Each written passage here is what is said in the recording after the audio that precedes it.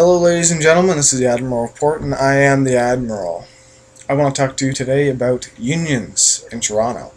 If you're in the Toronto or if you're Canadian or in the Toronto area, you probably read the Toronto Sun. I took the liberty of reading that today and found two articles in particular. Union trashes Ford's contracting out plan, and the city to contract out trash collection. Obviously, the first one I mentioned is a response to the second one. The mayor, Rob Ford, recently elected, he hates unions. And I'll go into depth why, but I'm just going to describe a little of the situation. He wants to contract out the garbage collection for Toronto from the unionized people that are doing it right now to a privatized company, which is going to be cheaper. I think that's a good idea, in my opinion. You don't have to worry about strikes, which is pretty much what they're trying to avoid. Obviously, they mention it in the article as well. Now, a reason why there's so much hate towards unions, let's go right back to the beginning to why they were made. In the beginning, like back in the day, because I'm that old, employees were taken advantage of by employers. They were asked to do things that they were not paid to do, some things even life-threatening, and they were not compensated fairly for it. If an employee got injured, was not able to work, he was pretty much screwed. Anything extra work that they did, they were not paid for, nor were they given any kind of appreciation. Now, that wasn't the fact for all employers, but there are some employers that did do that, and they did it on the very extremes.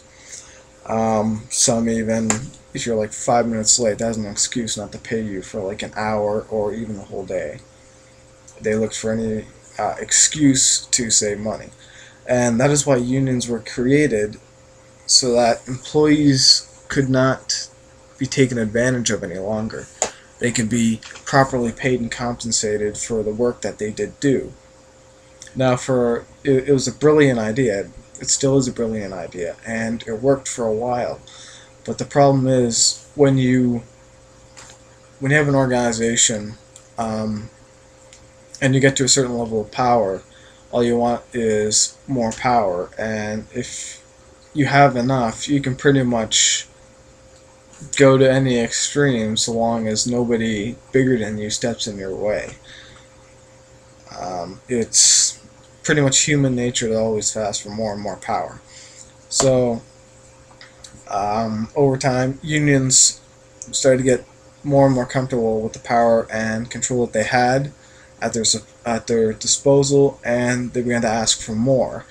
I believe the GM employees, well, as you probably know, GM was bailed out by the government, and they also had to downsize majorly in order to receive that bailout money from the government, but they are unionized, along with several other companies that were bailed out, and some even folded during the very recent recession that we're still on the bend for.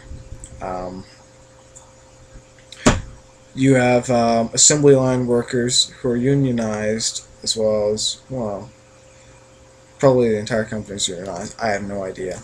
Not sure. Who, it's a basic job, but I don't want to belittle anyone's intelligence or anything like that, so I'll just leave it at that. But they're getting paid well above minimum wage, and that's not even including the benefits. Of course, I've never worked in the union. I've never worked at a GM plant, so I don't know what conditions are. But I heard they were pretty decent. I heard. But they're getting paid all this money, well above minimum wage. They get all these benefits, and I'm sure there's a lot of companies out there that are unionized who have to fork up a lot of money for all to the union for all these benefits that the union employees are supposed to get, on top of the increased salary that comes with employees being in a union. And for some of these companies, they're probably have little or no risk to your health, yet these companies are still expected to pay money for healthcare benefits and other stuff, which you probably don't need, especially if you're making $50,000 and $60,000 a year. I think you could afford some of the medical debt load, considering this is Canada. You do, as a Canadian citizen, you're entitled to free healthcare, as far as I understand it. And it's not like you really need that new Porsche. That might have been a little bit rich to add, but you don't need an expensive car, in a sense. You don't have to have all the expensive lifestyles. You just need to have a good lifestyle, and you need to be able to provide to your family. You have a right to live comfortably, provide to your family, all that stuff, but like, you don't need to buy the biggest, newest thing there. You just save up, that's how they did in the olden days. If you wanted something, you wanted to go do something, you wanted this, you wanted that, you saved for it. That's how you got there. But the unions are starting to get greedy. Even some people in the unions are greedy, not all of them, but those that are setting a bad reputation for the unions. And the right people, well, more or less the wrong people, are enforcing the union's rules. And that's why people are starting to hate the unions. Well, they're not starting, they've been hating them for a while. This has been an ongoing problem. I don't think Ford is corrupt at all. I think the guy's in the right state of mind so far, based on what he's done so far, what I've heard on the news, what I've read. The guy seems like an alright guy. He's probably been screwed over by the unions at some point, and decides he doesn't want anyone else to get screwed over. So this is him trying to solve the problem. This is him setting an example, in my opinion. Unions cannot do whatever they want. They cannot charge whatever they want. As they are fighting for the rights of the employee, they should not take that to any amount of extreme.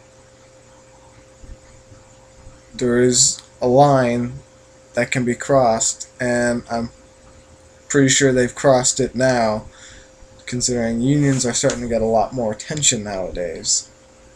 And it's not very good attention either.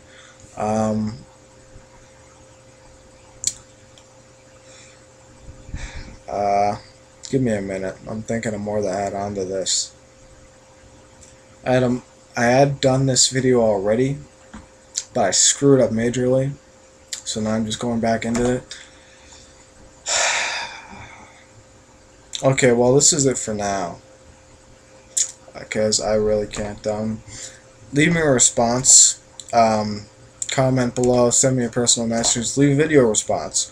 I'm going to leave the link to the topics below so you can have a look for yourself.